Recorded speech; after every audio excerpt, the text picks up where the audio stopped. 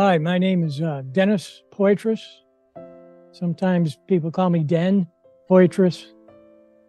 I've been interested in afterlife, near-death experiences, long before they were called near-death experiences. When I was 16 years old, in 1966, I read the Tibetan Book of the Dead. And within that, I found some comfort and consolation and a little bit of freedom from my Catholic background, which the fear of hell was cast upon me. And I just couldn't put a loving God together with a loving God that would create hell, especially an eternal hell, especially sometimes for what didn't seem like was a bad thing that one had done, But anyway, the Tibetan Book of the Dead it's hard to explain in 25 words or less, but it was assembled by Tibetan monks over a 300-year period. And the Tibetan monks are deeply into yoga and fasting and frugal diet and celibacy and meditation and living way up in that high altitude. And what they did was witness their own monks dying and would follow their spirit as it left the body. So after many, many impressions from different monks for 200-300 years, they put down what happens to a human being when the soul, the electrical body, leaves the physical body. And almost everyone experiences some kind of a tunnel that leads to a light. Sounds very familiar. And maybe with wind sounds or water sounds or whooshing. And along that tunnel, sometimes they meet up with a pet that they lost when they were young, or else they'll meet a relative, somebody that died maybe even before they even met them in their life, like a great grandmother or a great grandfather. They usually meet them at the gate. There's some kind of a gate or a door or a barrier or a wall, and there'll be a person there, another soul, a guide, telepathically communicating with you. And but the Tibetan Book of the Dead goes into great detail about what they call the clear light. And it's always about the light. And but they called it clear light. And if you can transcend your own fear and your whatever guilt you might have, if you can just forgive your own misdeeds during your life, you can get absorbed by this clear light. And it's heavenly and it's beautiful and it's unconditional love, all forgiving. And you still retain your identity. So you're not swallowed up and lost forever. So that's the gist of the Tibetan Book of the Dead when I learned it when I was 16 years old. And then about 4 years later, I was playing music with a good friend of mine. In 1970, he was 20 like me, and his name was Dennis. And we performed, we did a lot of rehearsing, and then we performed once. And then about 2 days later, he died. But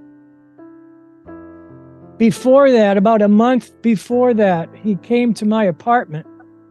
I had left high school and I was sharing an apartment with a friend of mine. And one of the states of consciousness that the Tibetan Book of the Dead talk about is different states of, they call them bardos, B-A-R-D-O-S.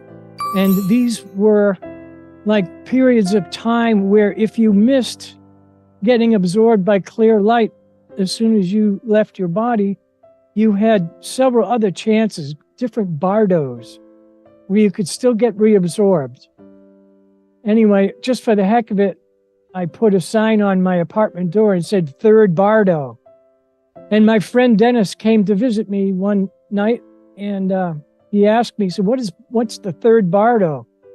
So I told him about the Tibetan Book of the Dead, and he said, oh my.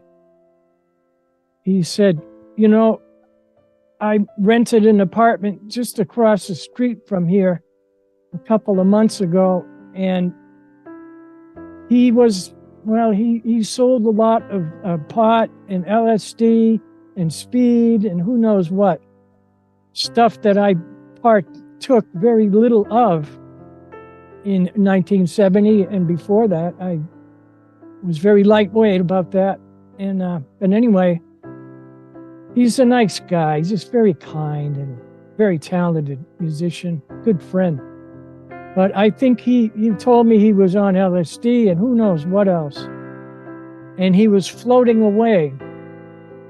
He was lying down by himself. Nobody else was around. And he was floating away listening to music. And then he really did float away. This is what he told me. He said, Dennis, he said, I went through the ceiling and I was floating in this blue sky. And there was this beautiful music, this chorus. There was all of these souls and they were standing on clouds, thousands and thousands of them. And the music was so beautiful. And then he got frightened because he realized, oh no, I must be dying. And he came rushing back down into his body. And you know that jolt that you feel sometimes when you're drifting off to sleep? Well, that's your electrical body coming back into your physical. And who knows why, sometimes like your heart beat might remind you that you have your body and your spirit comes back. Who knows, there's some reason why you would rush back in and have that jerk feeling. But I'm familiar with that, like many people are. So that's what he told me. But there was a knocking on the door, and it turned out to be the police, and they had a warrant searching his apartment, but they didn't find anything. So he was spared that. But a couple of months later, like I said, he passed away under circumstances that were unresolved, a suspected murder, but I have no idea. That was 1970. 1976 comes. I'm with my 4.5-year-old son. I'm 26 now. And I don't want to go into details about it. It took me a long time to deal with it and recover from it and heal. But it was a horrible, stupid drowning accident. And it pretty much tore me up. And but a few months after he passed away, I found Raymond Moody's book. I don't know how. Did somebody told me about it? I don't remember. But Raymond Moody wrote Life After Life. And he was the first one to coin that phrase, near-death experience, or NDE. And in that book, he gathered dozens and dozens. He handpicked them from hundreds of near-death experiences from all kinds of people, all different ages, different faiths, scientists, atheists. It's a remarkable book, and it said almost the same thing that the Tibetan Book of the Dead talked about, the tunnels and the light and meeting ancestors or pets and some kind of barrier.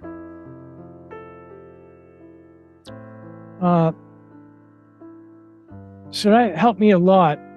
And since then, I've read dozens and dozens of books on near-death experiences. So I'm going to go back a little bit to 1988. I returned home for my high school reunion in 1988. And I went for a walk with my dad, and I had a copy of Raymond Moody's latest book on near-death experiences. I had it in my pocket, and it was sticking out a little bit. And I went for a walk with my dad. He loved to go for a walk in the woods. And he said, "Oh, what you're reading?" And I told him, I said, "Well, it's an update on a book that Raymond Moody wrote way back in 1976. Or earlier, but that's when I read the first copy. And it was an update on it, and I told him it was about near-death experiences. And he said, "What's that?" So I told him. And it was almost the same thing that my friend Dennis, he reacted. He said, "Oh my, this is incredible." He said, "I've never told anyone." My dad was a musician, and he told me about 5-6 years ago, he was with his band, and he played electric violin and played jazz and was a great player and entertainer. But he said people kept buying him shots. And like a fool, he kept drinking them. He said he got drunk, but he always could drive home. It sounds crazy, but he always drove home. He never got in an accident. He never was mean to my mother or any of us kids. He never missed a day of work. He never got a speeding ticket.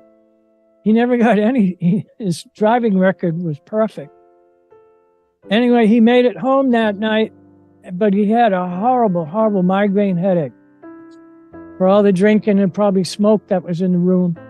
And he took 3 aspirin and tried to go to sleep, and pain was intense, so he took 3 more. So he's got 6 aspirin in his bloodstream, plus all that alcohol. Next thing he knows, he's looking at the ceiling. He goes through the ceiling. He goes up into a blue sky. There are all these clouds, and there are all these souls, these beings that are singing. And it's so beautiful, Dennis. It is so beautiful. Then I got afraid, and I came crashing back into my body. And when I woke up, everything, I had sweated from head to toe. I had to get up and put paper bath towels on the mattress to lay down again. Wow. That's how serious it was that he almost died. And it was the exact description that my friend Dennis gave like 20 years before. And that's the description I keep finding, the same one that people, they don't always float through the ceiling and into a blue sky and see clouds with beings singing, but it's very common. What's also very common is a big meadow with flowers that are undescribable in color. And people walking through this beautiful meadow, and they see relatives and pets and butterflies. It's like Disneyland, except it's real. It's extremely real. This world is the dream. And the world, the afterlife, is the reality. So this, like the Indians from India, which is different Indians, they say the same things. All is illusion. All is Maya. You know, the physicists are talking about how we are basically, human beings have harnessed the energy of the sun. We're self-conscious sunlight. We're the only creature that's truly 100% self-conscious, although you wonder about some people. Some people are pretty unconscious, but to put it in a nutshell, we are self-conscious sunlight. All the photons that are bombarding the planet all the time. And light protons and neutrons and electrons and atoms, just constantly bombarding the planet. And when the protons hit green plants, the green plants absorb the light protons and turn them into chlorophyll. And chlorophyll is like, that's the food chain. That's where it begins. When animals eat the green plants, we eat the animals, or we eat vegetables and fruit and wheat. You know, we're eating sunlight. So I used to live in a place where they developed what's called wheatgrass, which is found in health food stores. And it's like 80% chlorophyll. When the wheatgrass is about 10, 12 inches high, they cut it and put it in a juicer and extract the green juice that's in the grass, and you drink it. But under the microscope, the molecule of hemoglobin, human blood, is almost totally identical to the molecule of chlorophyll.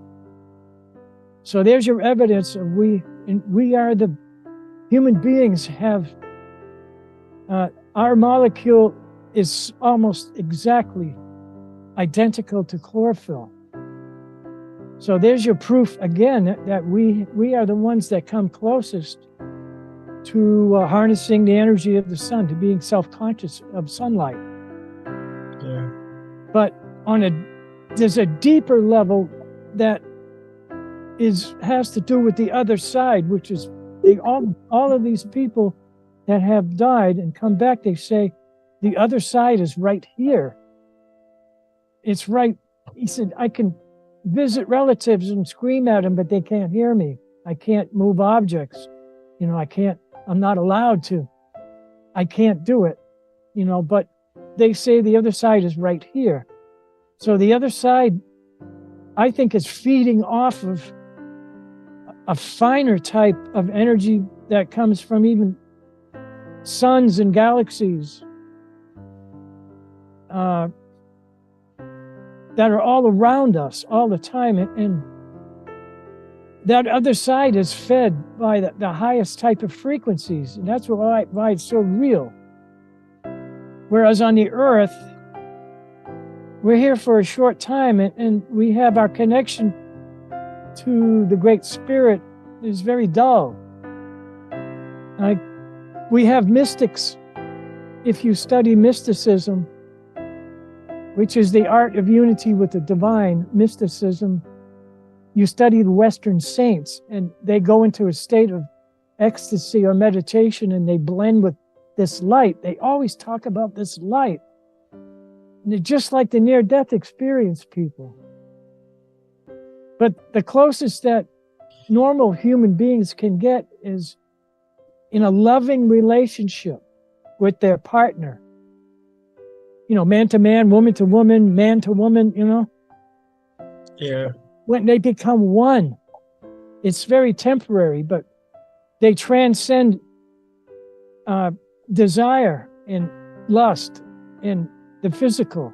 You know, when you reach those points where you go, I just love you so much, and you know, this is wonderful, and I never want to do anything to you that you don't want to do. You know that to begin with. And this is so beautiful. It's so freeing. And I love you, and I want to take all your pain away forever, and I want to make sure that we're both happy.